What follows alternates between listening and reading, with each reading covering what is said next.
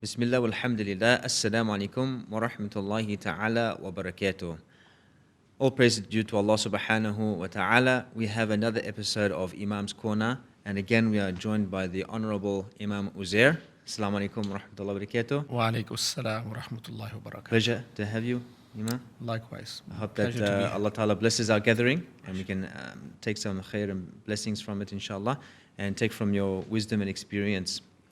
So we have been discussing verses of the Quran, tafsir of the Quran, hadith, du'as, and questions from the audience. And alhamdulillah, we've gotten to a beautiful hadith on the authority of Ibn Umar رضي الله تعالى عنه عن ابن عمر قال قال رسول الله صلى الله عليه وسلم بني الإسلام على خمس شهادة أن لا إله إلا الله وأن محمدا عبده ورسوله وإقام الصلاة وإيتاء الزكاة والحج وصوم رمضان.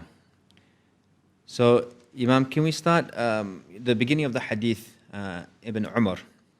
Does the narrator of the hadith have any effect on how we understand the hadith in itself, in the context? Bismillah ar-Rahman ar-Rahim. So, in relation to this hadith, first of all, is a hadith that is muttafaqun alayh.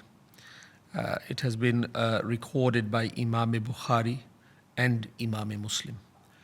And when we study the ahadith and we want to identify the strength of the chain or the status of the hadith, the most powerful is the hadith that has been accepted as sound by Imam Bukhari and Imam Muslim. And the terminology used is muttafaqun alayh. So this hadith is a muttafaqun alayh hadith. Secondly, Ibn Umar is the narrator of this hadith. When we study the quality of Ibn Umar, we come to know that he had a special affection or a special ta'alluq with hadith. That's why they say that there are three Abdullahs amongst the Sahaba. One is Abdullah ibn Umar, the second is Abdullah ibn Abbas, and the third is Abdullah ibn Mas'ud.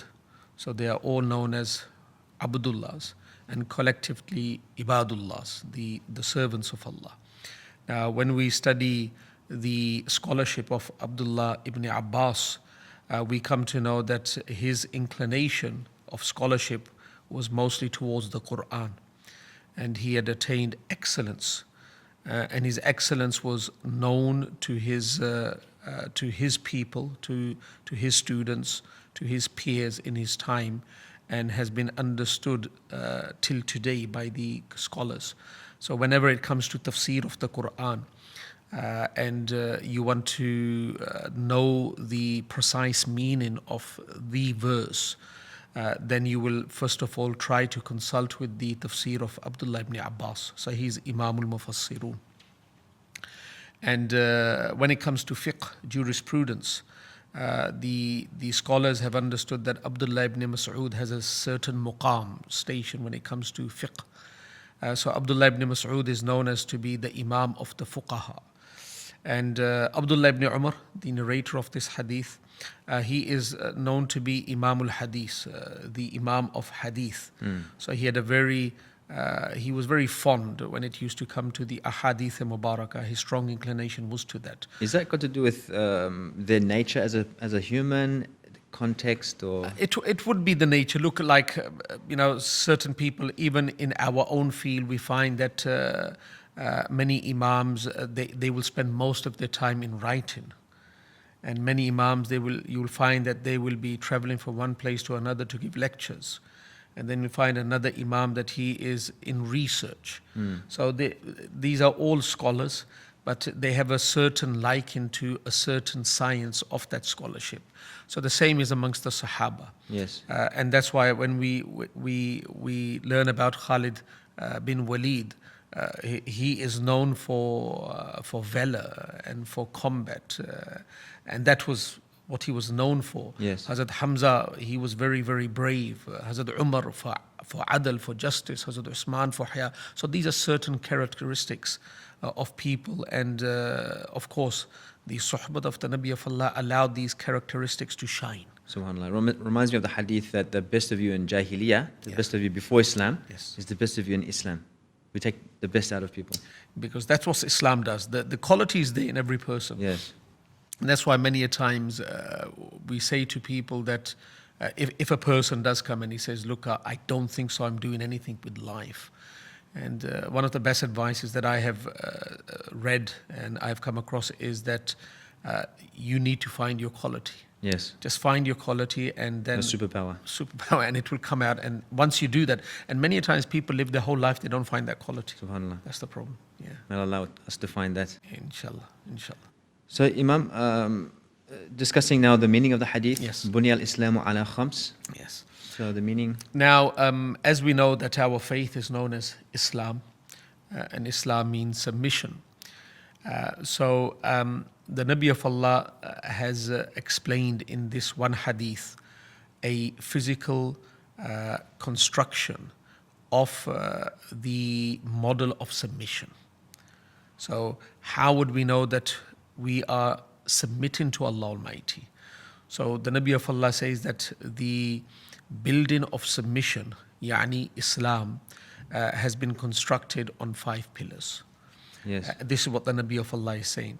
So as we know that all that we are going to receive in this world from the khaza'in, the depositories of Allah Almighty, and all that we are going to receive on the other side are going to be based upon Islam and how much we have really committed to Islam.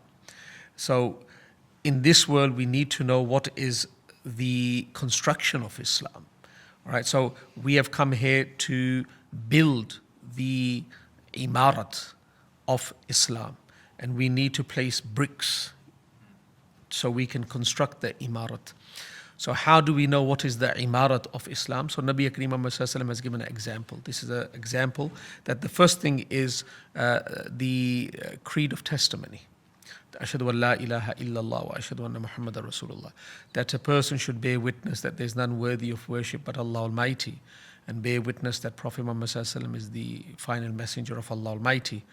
And as we all know that a person cannot be considered as a Muslim, he cannot even enter the fold of Islam if he has any reservations pertaining to the creed of testimony.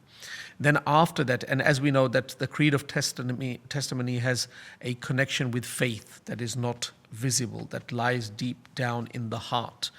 Then the remaining 4, they are basically physical representations of that faith that lies deep down.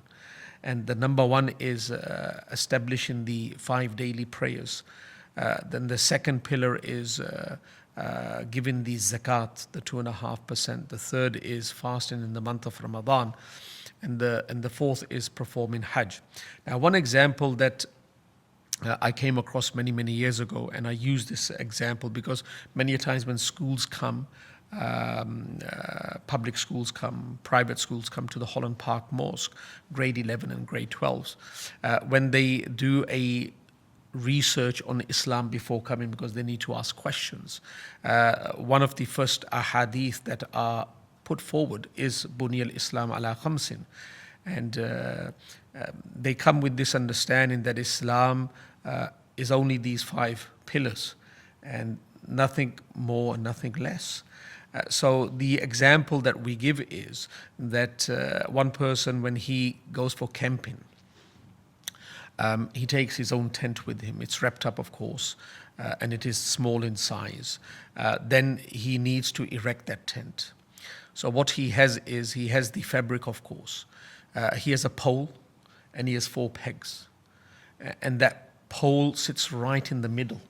So that's the nucleus. That's right in the middle, the center point. If he forgot the pole, he cannot erect the tent, even if he has the 4 pegs. So the pole is the most important because that gives stability to the entire structure.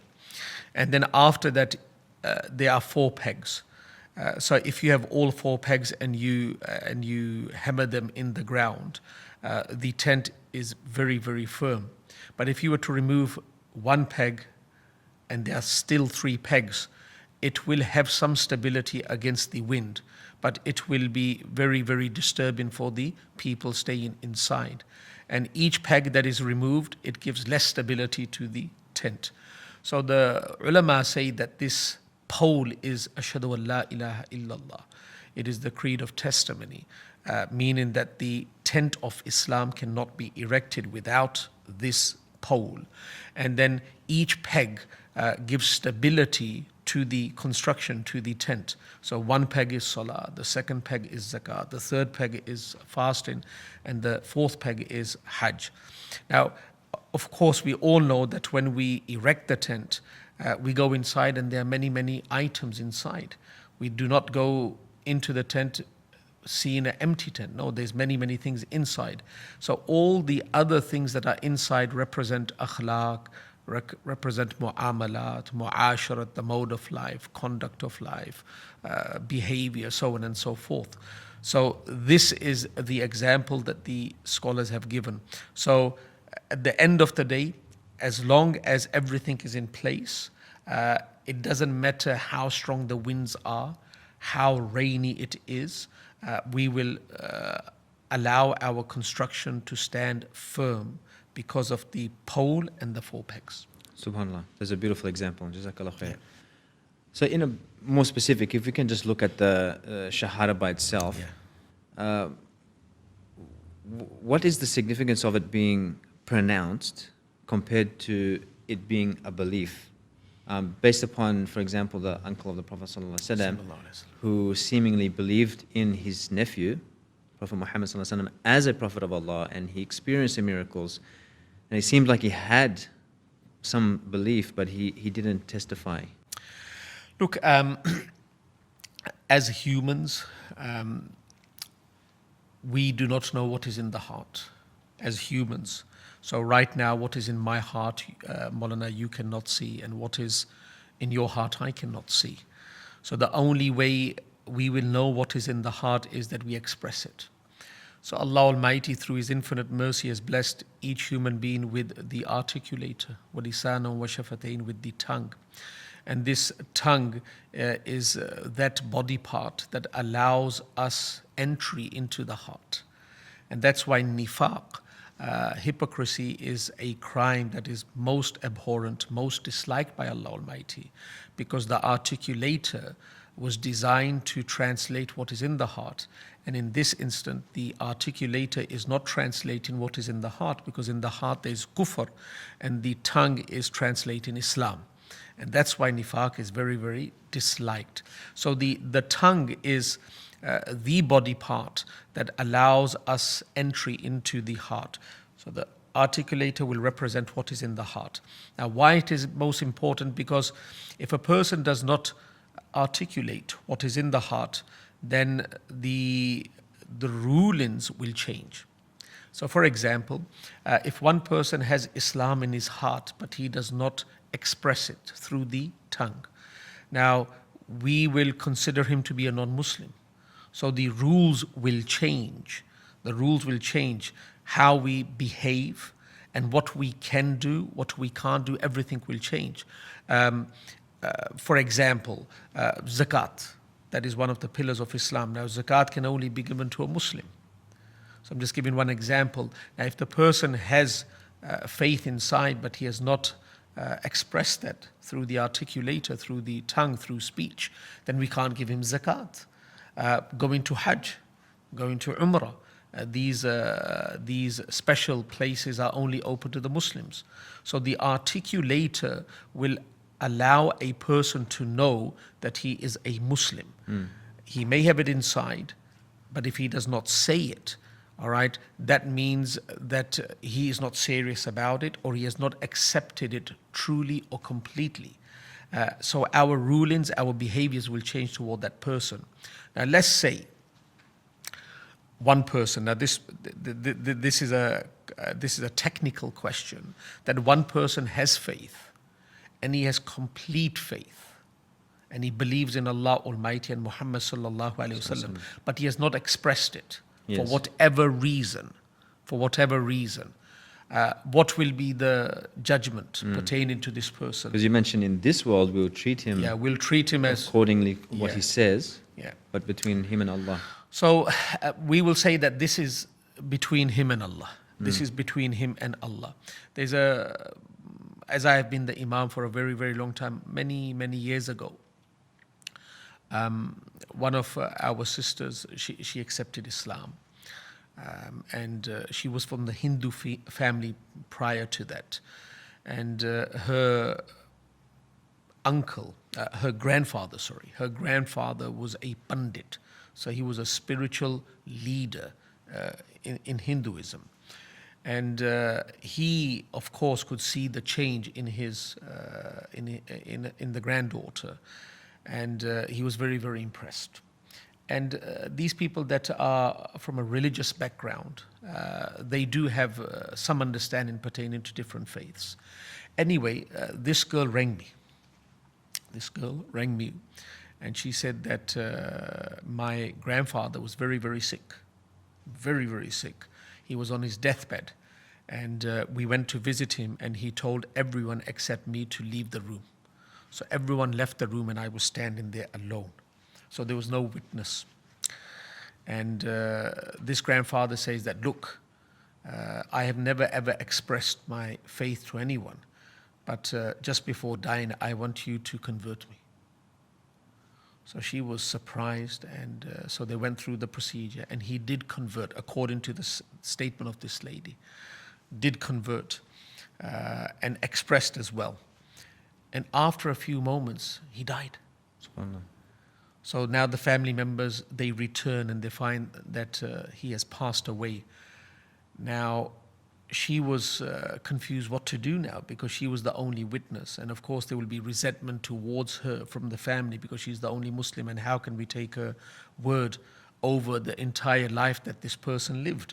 But anyway, she made it very, very clear that he had accepted Islam, and I am the witness, but they did not accept. So what do we do now? So she rang me and she said that they have not accepted my testimony, my being a shahida. So what should I do? So I said that, look, I can speak with them, but that was not going to work.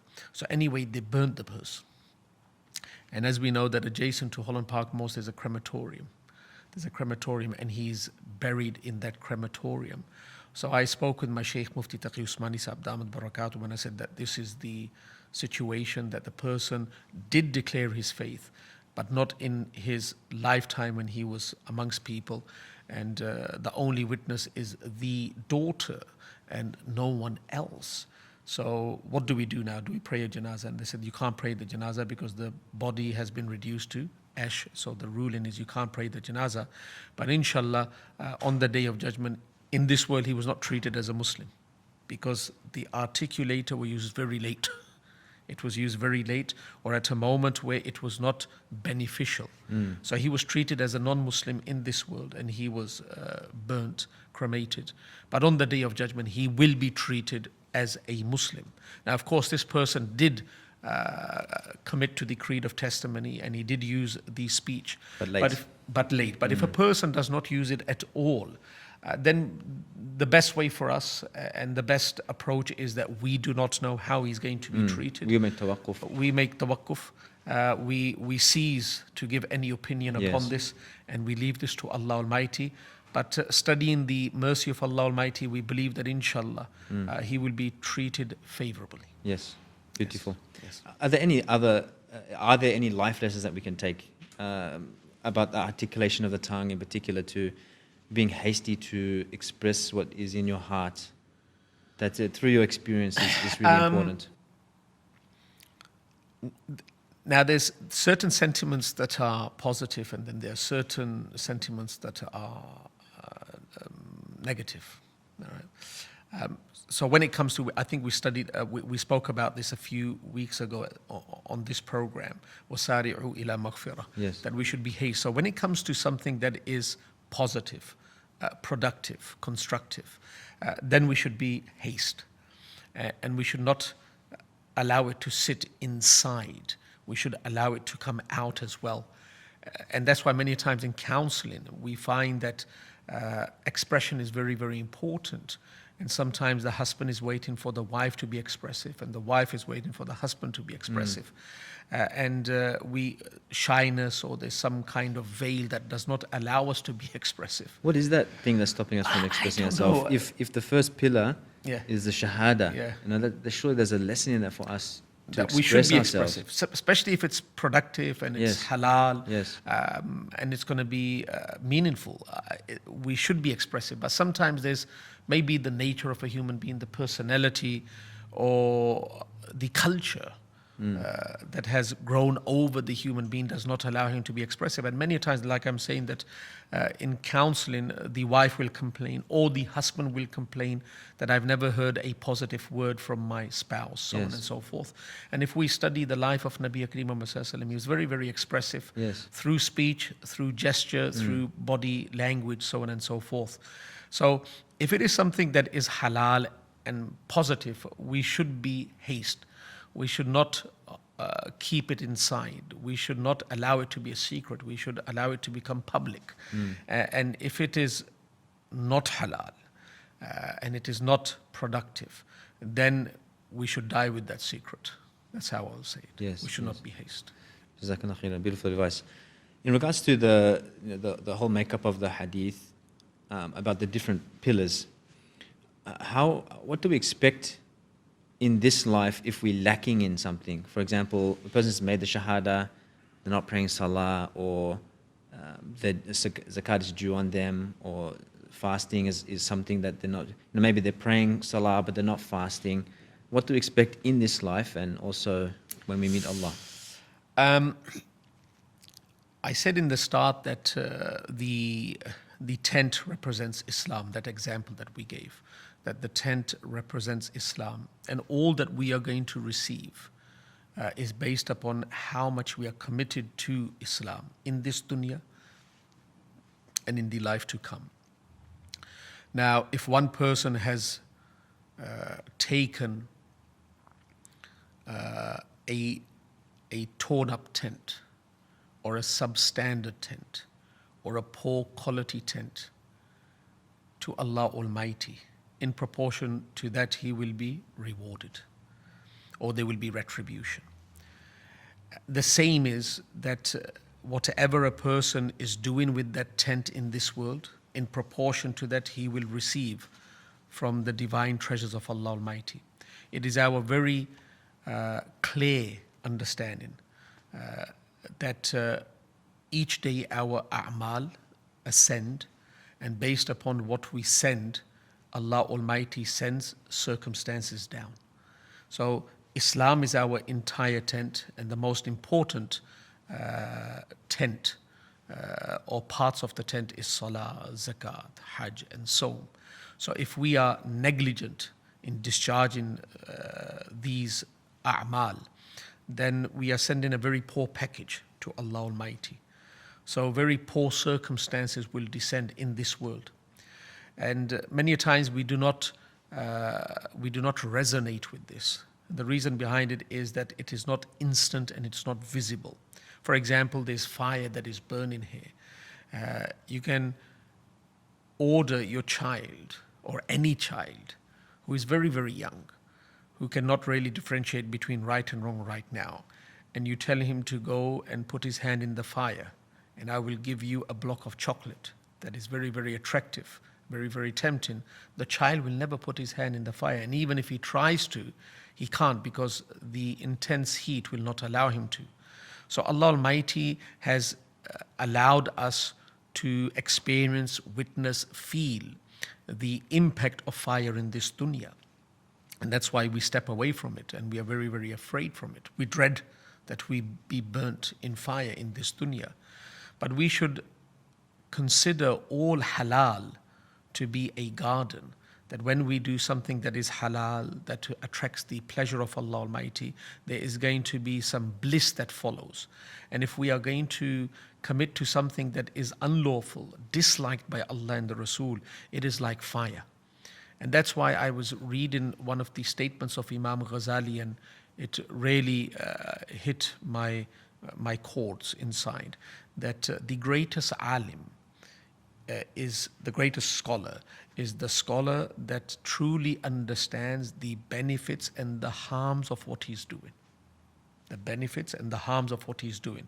And you can only understand the benefits and the harms when you take it physically. You need to put it physically in your mind, that when I'm doing haram and I'm neglecting the salah, what am I going to receive from the arsh of Allah Almighty, from the skies today, because I have sent a package of salah that has no salah, or I've sent a package of salah in the divine court of Allah Almighty that is worn up, that is worn out, that is substandard. So there's going to be substandard circumstances, very poor standards that are going to follow.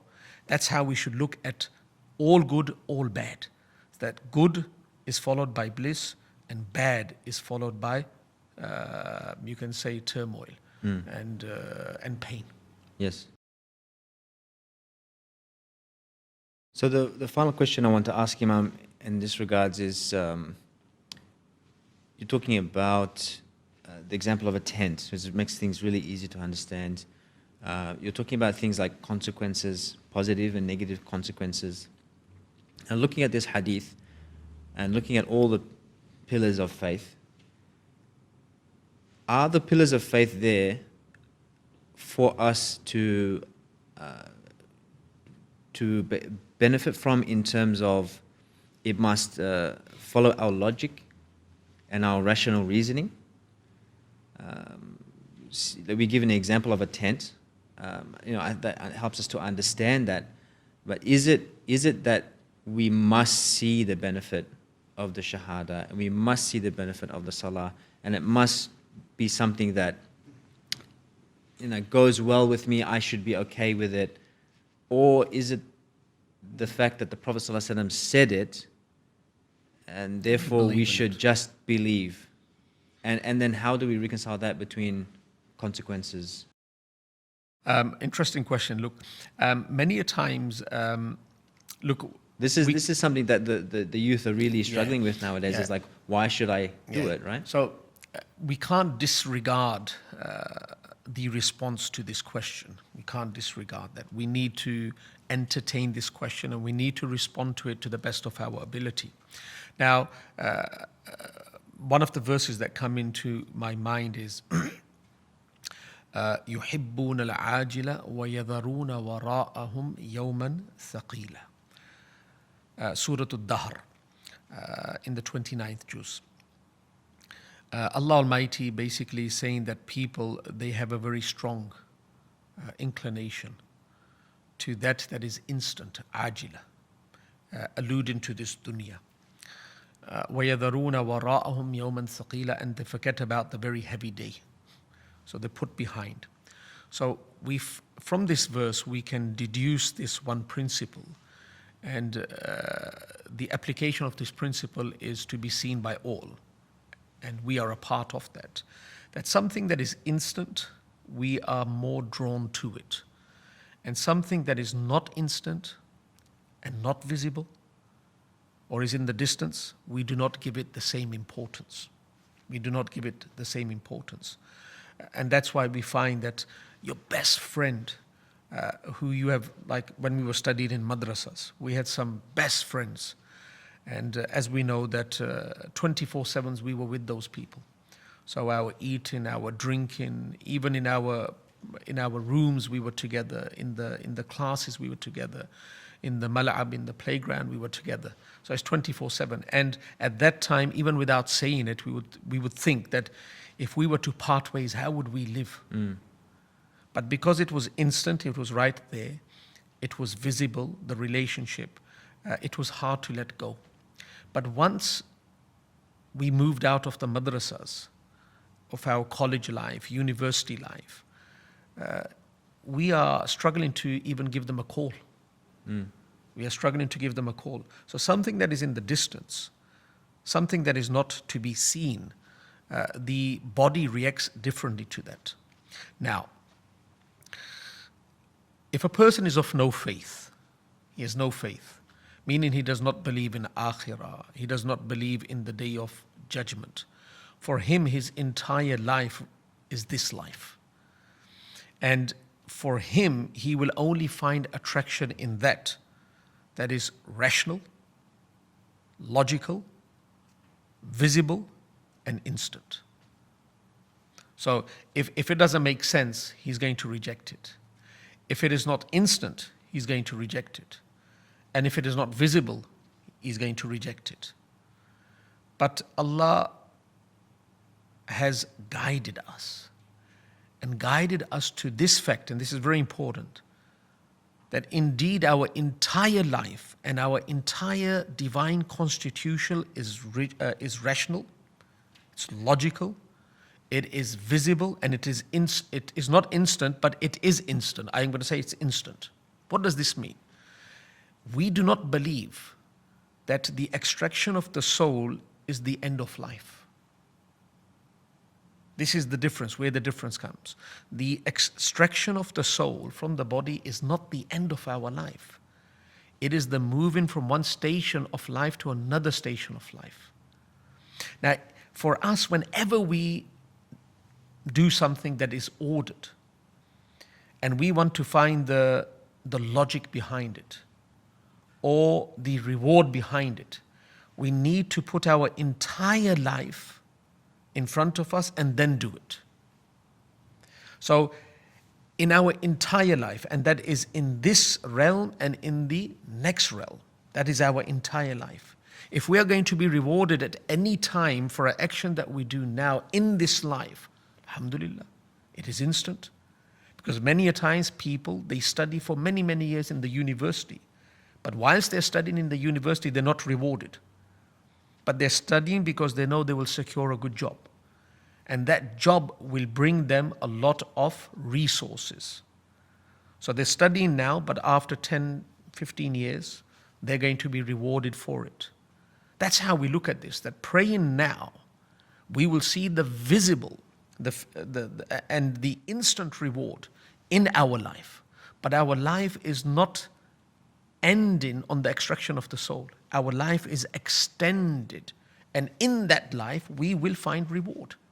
So if we study every hukam of Allah Almighty, every injunction of Allah Almighty, with this concept in mind, then everything becomes logical, everything becomes rational, everything becomes instant, everything becomes visible.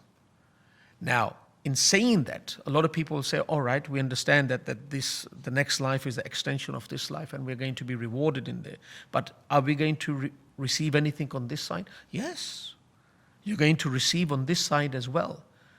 How can it be that one person who tries to please Allah Almighty by doing that which is pleasing to Him, how can it be that Allah will disregard him? Allah will allow him to experience the bliss of this world that is known as hayatan tayyibah. But let me make it very clear that hayatan tayyibah and a blissful life does not come instantly in this dunya. It's just like, in many countries you can hire servants. And the servant may have the best resume, but you will not give the secret keys to that servant the first day. That servant has to prove himself or herself that she is or he is the best. And it takes a few years. To build up trust, it takes time. To build up trust. So after a few years, when the trust has been built, now you can leave the home with all the keys inside. And all the depositories are there in front of you. But the master has tested you many a times before. In the last 3-4 years, you have proved yourself worthy of this position. Likewise, in this dunya, Allah Almighty wants us to prove ourselves. And once we prove ourselves, the true bliss that is waiting on the other side, we start to experience it in this world. So the start is proving yourself. That may be a little bit of a test. And if the title has been given that he has succeeded in this trial, in this testing, the bliss that is known as Hayatan Tayyibah starts in this world. And on the next leg of the journey, in the next realm, there is no proving now. The bliss starts immediately, and that is instant. It starts immediately from Alim Barzakh, that when a person is placed in the grave, nam ka nammatil urus, sleep like a bride sleeps. It all starts in the grave. At the day of judgment, there will be a commute, and a person will be riding in the grounds of mahshar, and he will be passing through the junctions, and he will be honored by the angels and by the Quran and by Islam, by Allah Almighty. So it becomes instant now. So reward will be in this world, but it is after proving that you are worthy. And the other side, there is no reason to be tested again. The test was only in this world. In the next world, it is only reward, recompense. So Imam, we were discussing now about the question of basically why do we do it? Is it because it's beneficial for me, logical for me, rational for me, or is it because simply the Prophet ﷺ said so? So at the beginning you said you're going to entertain this question by explaining benefits. Yeah. Like there was a beautiful explanation. And that being said, now what is better? Is it to now look at the why, or is it just to sami'na wa ta'na? I don't need to know why. Allah said He sent His Prophet to me to do it, so therefore I'm going to do it. Look, and is it sort of to say, sorry to cut you, Imam, is it to say that what you're explaining now is okay to do, and in which way is better? all right. Now, the tartib, the order, should we commit to the order and then find the justification? Or should we find the logic and the justification and then commit to the order? I think that is the question. Yes, that's a good articulation. So basically, what the religion demands, even the name of our religion, that is Islam, what that demands is that we submit first. We submit first. And I'll make mention why in a few moments. And the reason is logical. So we submit first. Now, many a times, a person, he submits to the command of Allah Almighty. He lowers himself to the command of Allah Almighty. And his intellect does not activate. And he finds satisfaction in that. And he does not probe into why. That is fine. That is good for him. But many a times, a person may find a question arising after the commitment. Now he can entertain the why. If he can come up with a reason that satisfies the why, alhamdulillah. If he can't, he can fas'alu ahla dhikr. He can ask the people of ilm, dhikr, and they most probably will satisfy him. But let's say he is not satisfied by any logic, reasoning that anyone has given him. At least he has committed to the action. And the commitment to the action is what is demanded by Allah Almighty. What is demanded by Allah Almighty. But let me say, for every action, for every order that Allah Almighty has given, there is a reason behind it. So if you have not found the reason by speaking to one or two, don't give up, you will find the reason behind it. So there's a hikmah, there's a wisdom behind it. Because it is our understanding that Allah Almighty is Hakim, He is wise. And a wise person never says something, or never does something, or never commands something that is devoid of hikmah, wisdom. So there has to be some wisdom behind it. We may not reach that wisdom. So coming back to the question, we commit first, and then if we want to, we can entertain the question why.